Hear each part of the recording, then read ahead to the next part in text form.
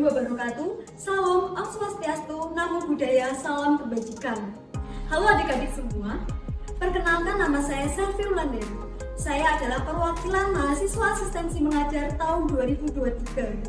Kali ini kita akan sama-sama belajar tentang dunia kepekerjaan. Apa sih itu dunia kepekerjaan? Jadi, ketika nanti kalian lulus dari SMK, pasti ada beberapa dari kalian yang ingin melanjutkan ke dunia kerja atau melamar ke perusahaan-perusahaan. Dalam melamar pekerjaan itu ada dua dokumen yang harus dipersiapkan. Yang pertama, kurikulum vitae atau CV, dan yang kedua adalah surat lamaran kerja. Nah, makanya kali ini kita akan bareng-bareng belajar bagaimana sih cara membuat kurikulum vitae dan surat lamaran kerja. Untuk pemaparan pertama yaitu tentang kurikulum vitae akan dibawakan oleh rekan saya, Kak Bayu.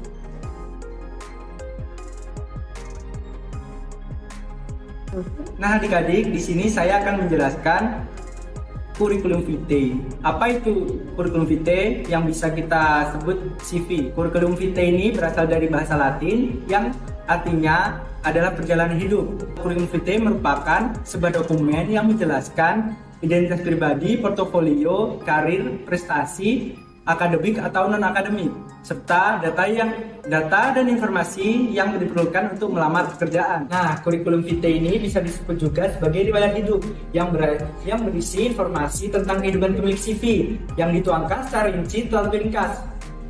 Lalu berisi tentang identitas pribadi, riwayat hidup, serta prestasi yang pernah diraih. Berbagai data yang tercantum di dalam CV ini berfungsi untuk mendeskripsikan kemampuan yang dimiliki dengan cara realistis dan sesuai dengan kriteria yang dibutuhkan oleh perusahaan. Di perusahaan, kurikulum vitae ini memiliki fungsi mempermudah mengevaluasi kompetensi dan bakat pelamar yang memiliki relevansi dengan kualitas dan posisi jabatan yang dibutuhkan oleh perusahaan.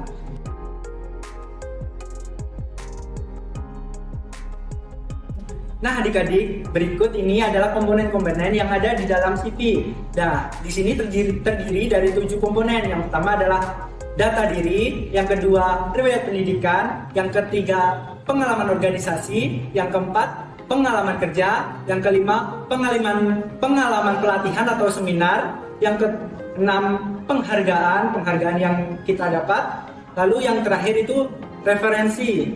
Nah, adik-adik, di sini saya akan menjelaskan tips and trik cara membuat CV ini sendiri. Bagaimana sih tips and trik cara pembuatan CV? Yang pertama, dalam membuat CV ini harus singkat, padat, dan jelas.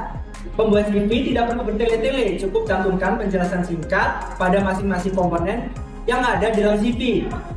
Selain itu, dalam penulisan CV ini sendiri menggunakan font yang mudah terbaca, seperti font Times New Roman atau Arial. Kedua, cantumkan pengalaman yang relevan. Nah, cantumkan pengalaman seperti pengalaman bekerja, pengalaman magang, organisasi, maupun volunteer yang dapat mendukung posisi pekerjaan yang akan dilamar. Yang ketiga, gunakan kata-kata yang mempunyai power. Nah, kata-kata yang dapat meyakinkan pihak perusahaan dengan menegaskan poin-poin yang dapat menunjukkan kompetensi yang dimiliki diri.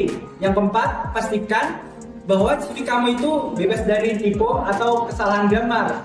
Nah, yang terakhir, cantumkan kotak yang aktif. Halo adik-adik, kembali lagi bersama dengan saya. Tadi kalian sudah belajar tentang kurikulum vitae, bagaimana cara membuatnya, kemudian tips and triknya. Lalu sekarang kalian akan belajar tentang cara membuat surat lamaran kerja. Nah, apa sih itu surat lamaran kerja? Surat lamaran kerja adalah surat yang berisi permohonan seseorang untuk melamar suatu posisi di perusahaan.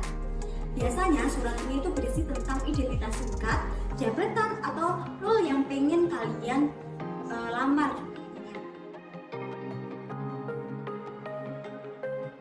Nah, adapun komponen-komponen yang ada pada surat lamaran kerja. Yang pertama adalah alamat pengirim, kedua tempat dan tanggal penulisan, ketiga hal dan lampiran, 4 tujuan penerima surat, 5 surat pembuka, 6 paragraf pembuka, 7 isi surat, 8 paragraf penutup, 9 tanda tangan, dan yang terakhir adalah nama lengkap.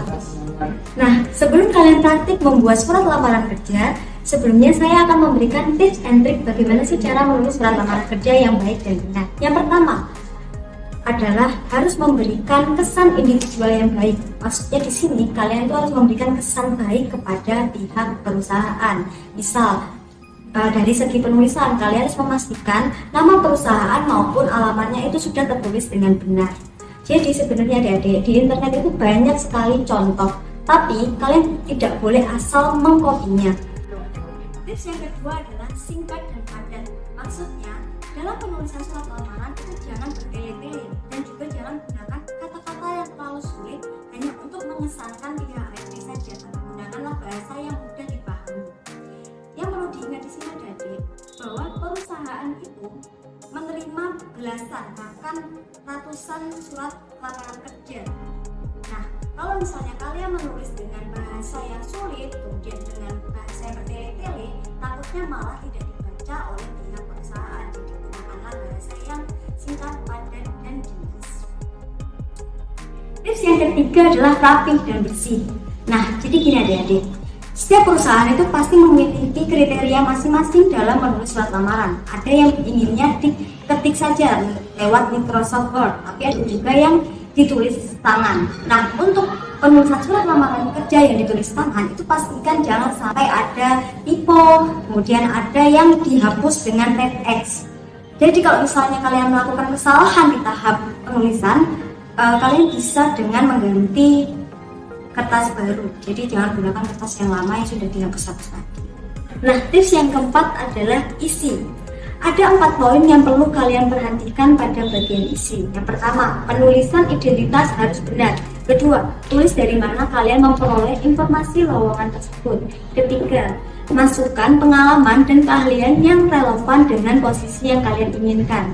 Dan yang terakhir adalah tulis betapa besar harapan kalian untuk masuk ke dalam perusahaan tersebut.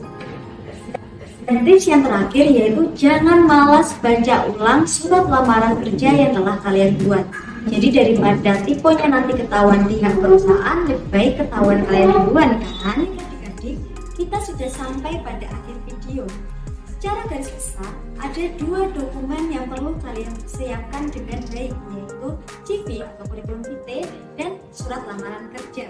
Jadi jangan asal comot dari internet, tapi sesuaikan dengan kebutuhan dan perusahaan yang kalian tuju nantinya. Baik, mungkin itu saja pembahasan kita hari ini. Apabila ada salah kata dan perbuatan, saya mohon maaf yang sebesar-besarnya.